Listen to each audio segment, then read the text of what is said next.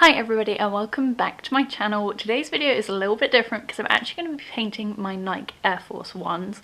I've had these shoes for maybe 2 years and they're literally falling apart at the seams. Like, there are many a hole and rip, but we're gonna give them a new breath of life, I guess. Try and upcycle them a little bit. I recently got some new trainers, which I got the Fila Disruptor 2s, which I'm obsessed with, but it does mean my white trainer area of my wardrobe has now been filled, and so the only other place my Nikes were going to go was in the bin, unfortunately, because no one is going to want those secondhand, believe me.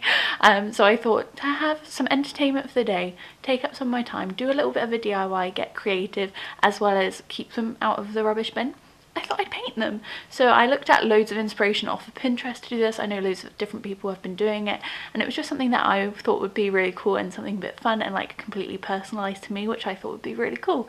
So I had a look around and there were a few designs I really liked, but I actually found that because I had the Nike Sage Lows, I think they're called, the shape was like a little bit different, as well as like the leather pattern. So I really liked, I put a few photos here, I really like these kind of style, but I didn't have the exact same shoe, so it didn't really fit.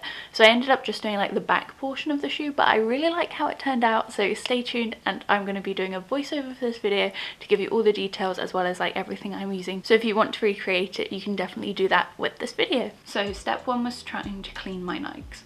I started off with the laces by rinsing and scrubbing them with some washing up liquid and cold water, and then leaving them for 30 minutes in some warm water with some bleach. I think the blue bleach worked really well because it kind of helped to bring out the whites, and they dried pretty quickly in the sun. As for the actual trainer, I watched loads of YouTube tutorials and decided just to make my own combination of all of their suggestions. So I put about half a scoop of stain remover and a large pump of fairy liquid into about 2 cups of warm water for my cleaning solution. Then I switched between a big scrubbing brush, a toothbrush and a magic eraser to rub off the dirt, making sure to get in all the small nooks and crannies as well as the material around the top of the trainer to really give it the clean vibe that I was going for. The magic eraser was a real lifesaver and made a huge difference, so I would definitely recommend getting one if you haven't already. I also saw some people cleaning the bottom of their shoes, but I just made sure to put the trainers on a towel so that I didn't need to clean the bottom. Overall, I think they turned out pretty good. Not amazing, but definitely better than the starting point. After letting them dry for about 45 minutes, you could definitely see a real difference, and there are still some marks and yellow tones, but a huge improvement from before, which means I can start painting. So the first thing you're going to need is some acetone to rub off the finish of the leather on the shoe already, and some acrylic leather paints, which I just got from eBay. I opted for the Angelus paints, which I saw a lot of people using, and I decided to go with a yellow/orange theme for my trainers. So I have a buttercup paint, which is a really deep yellowy orange, which I love so much, and then I just got a white so I can make different tones and shades of the same colour. I also then have a matte finisher for the final coat to reduce some of the shine from the paints, as well as like protect the paint from like chipping or wearing off in the weather. And as for paintbrushes, I ordered these off of Amazon, and I used the angle brush for all of the painting, which worked really well because you could really get into the tight corners and shapes as well, especially for the tick.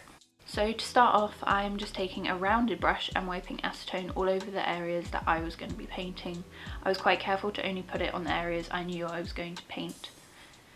Then I was ready to start mixing colours. I just did this on the back of some scrap cardboard because I didn't want to put leather paint on any of my bowls or dishes or anything like that.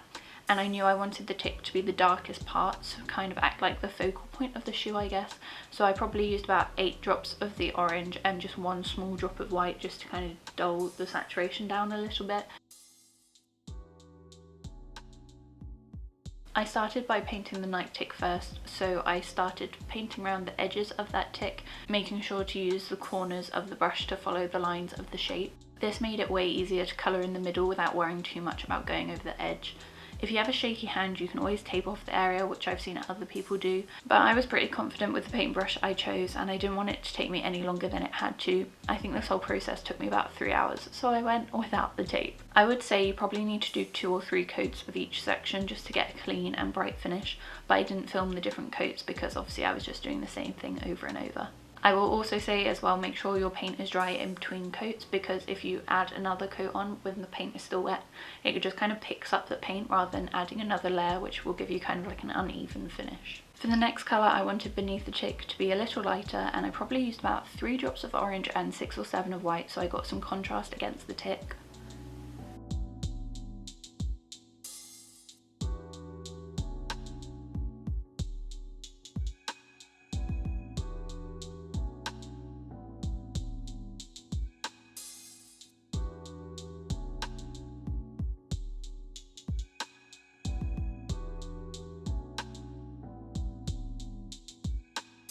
Then the last stage was above the tick, which I wanted to be the brightest part, so I probably used 2 drops of orange and like 10 drops of white, but I think the different shades work really well together and I'm kind of obsessed with this whole colour palette.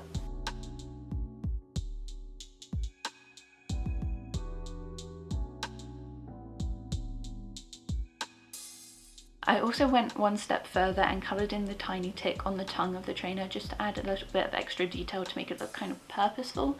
It was super fiddly, but I think it was the perfect finishing touch.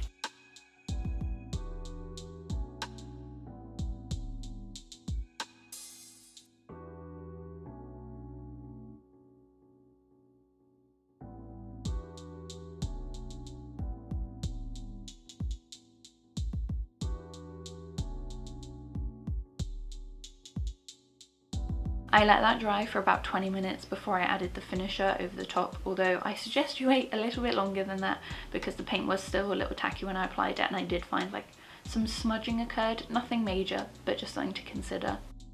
I also found the finishing still to be quite shiny, which I don't really mind because obviously I'm not selling them or anything, it's just for my own personal use, so I don't mind if there's a few little errors or things that I would change, but just bear that in mind. Even though I did get the matte finisher, I still think it does have quite a shiny finishing.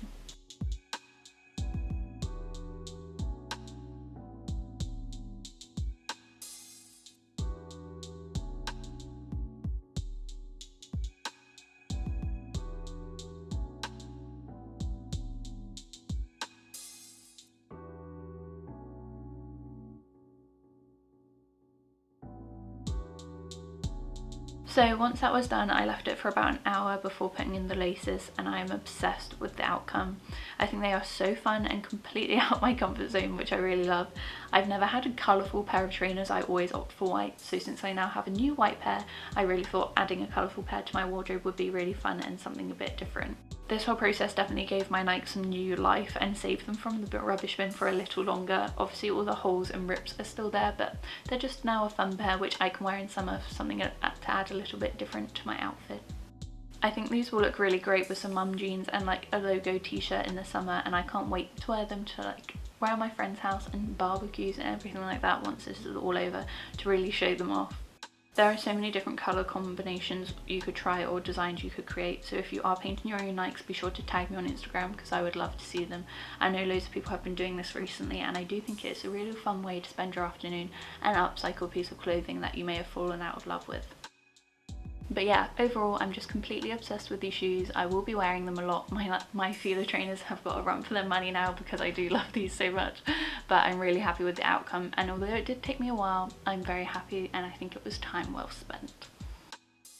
But yeah, that was me painting my Nike Air Force Ones. I'm so happy with the outcome. I absolutely love them. I did wear them out yesterday and I think they're pretty cool. I got a few compliments from my friends on Instagram and things, so if you do follow me on Instagram, you've probably already seen them. But I really hope you enjoyed this kind of like step-by-step of how I did it, and if you do your own ones, make sure you tag me because I'd love to see those. But if you did like this video, please hit a thumbs up and subscribe down below, and hopefully I'll see you very soon. Bye!